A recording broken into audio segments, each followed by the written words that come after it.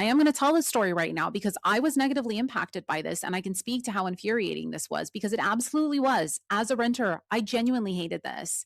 That every single time, and you've heard me tell the story a million times, and yes, I'm telling it again, every single time I was sitting there trying to find an apartment because I've been a renter almost my entire life, that it would list an apartment for, if you say $700 and then come to find out it didn't include the inner cable and internet fee or the trash fee and it's like, I've always understood that you're still going to have to get renter's insurance and you're going to have to pay water, sewer, trash, and those are separate charges and they're not included in the rent. We're talking about a set monthly amount of like $65 every single month and then a $35 charge for your trash and then this other charge. And it's like, we're talking about it. It's a difference of like $125.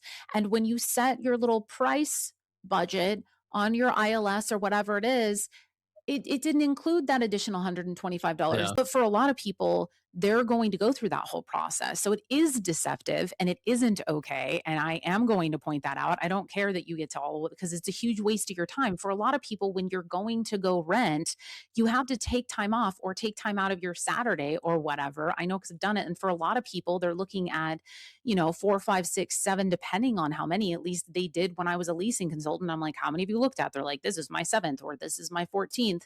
And, it's like when they've got there and they think that they're looking at an apartment for $725 or $1,350 and come to find out you are actually completely outside of their price range. And Hmm. they're not finding that out until after you've taken all of their information and put it into a guest card and taken their ID and gone on the tour and gone and saw all of the amenities and get all the way back because we don't want to tell you the price until we actually get all the way back. And then we're breaking down all of the fees and the move in fees and we're handing you the quote sheet. And now you're sitting there going through it and you're like, this is actually $850 or $1,475, which is outside of my price range. Yeah. No, you just wasted all of my time plus give me my gas money back. I want my hour Yeah. and a half of my life back, plus the time that it took to get me hyped about this, plus my gas money to get over here. That's rude. I don't like you.